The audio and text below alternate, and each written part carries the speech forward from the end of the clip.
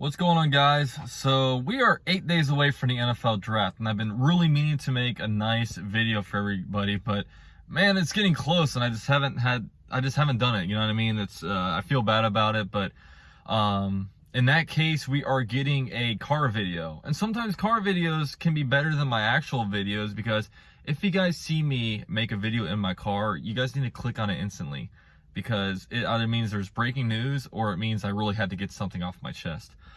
So that's what we're doing here, man. NFL draft preview.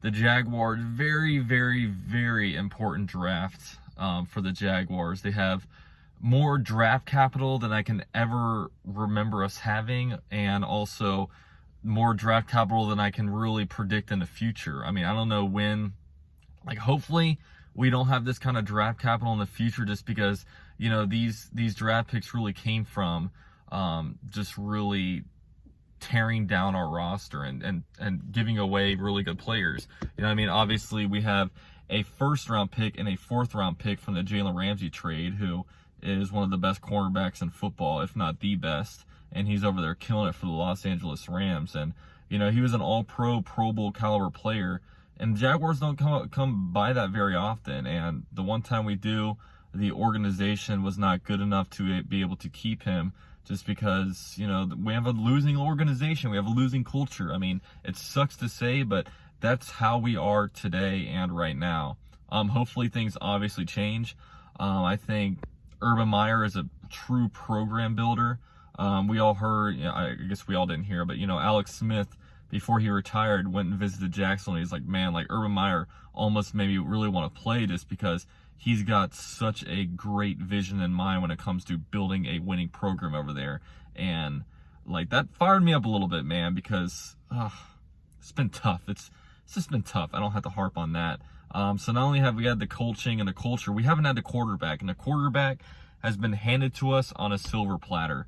You know what I mean? And a lot of us have a lot of high expectations from Trevor Lawrence. And, you know, obviously I think it's something that we should have, just because, you know, he's just a great prospect. You know, I mean, he's one of the greatest prospects to ever come out.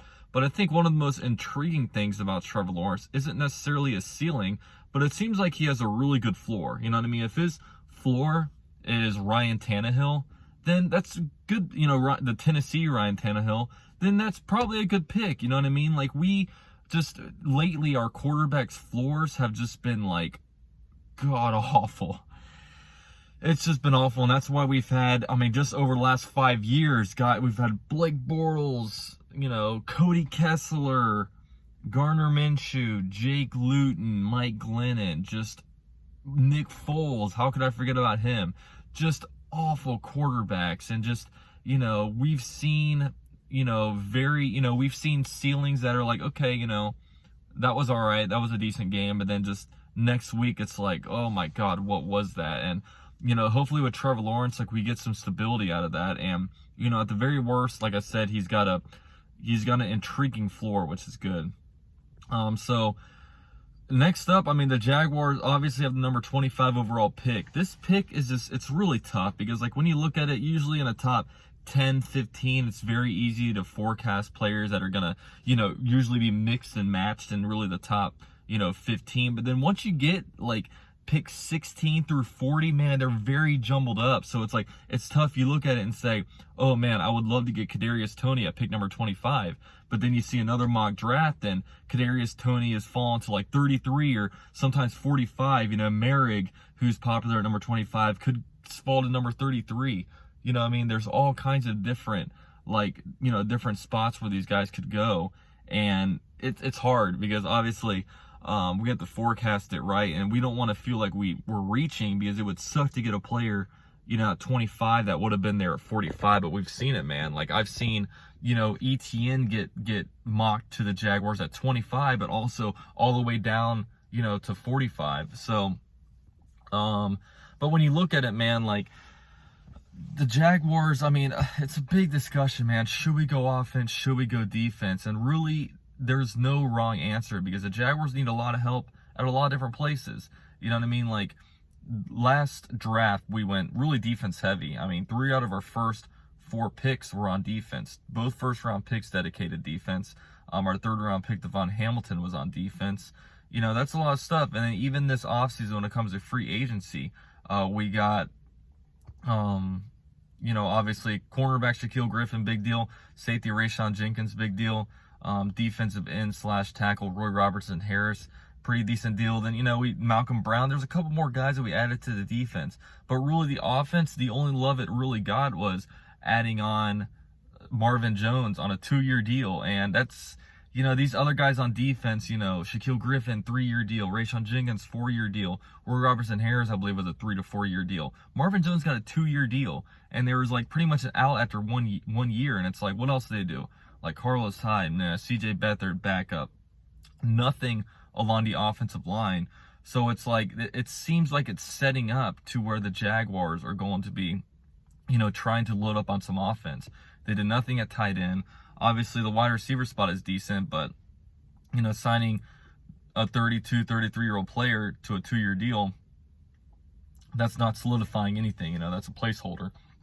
So, like, but at the same time, it's like we still need defense, like especially, you know, obviously Olawalu backed out of his deal, but we still need like rotational guys on a defensive line. Like you can never have enough defensive linemen. I don't think we're gonna go cornerback. When I see a mock draft predicting us to get like a cornerback at 25 or 33, it's one of those things where it's like you kind of roll your eyes at. I just after drafting C.J. Henderson, number 9 overall, and giving a lot of money to Shaquille Griffin, I just don't see a cornerback being that pick. And then there's obviously safety. We got, you know, Rayshawn Jenkins on a deal, but what do we do about the other spot? You know what I mean? Obviously, you know, it's hard because, like, you know, I would like to say that, oh, I don't want to draft safety number 25 overall, but, you know, Merrick could be a really good guy.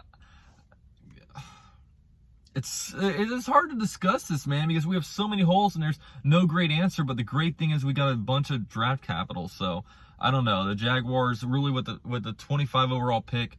The only real players I guess I could see the Jaguars getting is like a Merrick like defensive players is like a Merrick or defensive tackle Christian Barmore. You know, those are really the two guys. I don't see Greg Rousseau. I don't like that pick that high. But other than that, man, there's a lot of things we can do on offense. We still need offensive linemen. Obviously, it seems like we have our starting line figured out, but we have Cam Robinson on a franchise tag that's we're essentially renting him. You know what I mean? Like I think it's a Band-Aid right now. I don't see the Jaguars trying to, because we have the money if we want to really sign him to an extended deal, but you know, I think that you got to keep getting better. The roster has to keep getting better. And, you know, it could be like if an Elijah Vera Tucker, you know, an offensive tackle falls there, you know, we could go up and grab it because right now 4 out of 5 of our guys are on, you know, 2nd, 3rd year deals. You know what I mean? Like we don't have the only guy on a rookie deal is Jawan Taylor. And, you know, we need to probably get a little bit cheaper, a little bit younger, and overall just better at the offensive line. You know what I mean? It's hard with offensive linemen because, you know, it seems like offensive lines get worse and worse. There's a lot more like athletic and great players on a defensive line than there are offensive lines nowadays. You know, defensive lines stay more fresh with guys like getting rotated like crazy. And it's hard, man. It's hard, but there's a lot of options for the Jaguars in the upcoming draft, and it's going to be so exciting to see how we do it. I mean, we have 2 first-round picks, 2 second-round picks. We have, you know, the 45 overall pick from the Vikings for Yannick Ngakoue, 1/3, 2 fourths.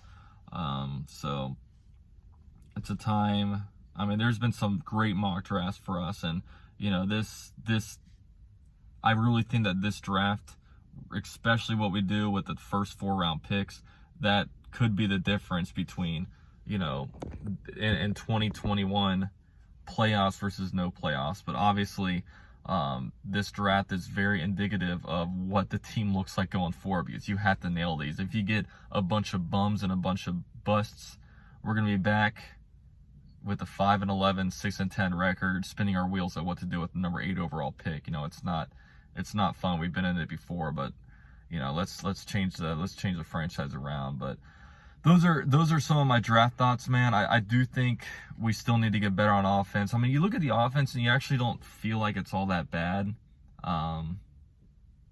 But at the same time, man, you just got to keep adding players. You got to keep adding great guys at skill position, just more bodies, and especially with how offensive the NFL is getting. But yeah, man, a quick announcement. I am doing a live stream tonight with Jaguars United, Jason from Jaguars United, so that should be a lot of fun. And I am still giving away 2 Trevor Lawrence jerseys on, for the after draft day or whenever they kind of drop. So be on the lookout about how we'll be releasing those. I'm not even sure how I'm going to do it yet. What I know I'm going to do, I'm going to give one away to members of the channel, and then the other ones to the general channel population. So if you want a greater chance at getting it, become a member of the channel for just $3 a month.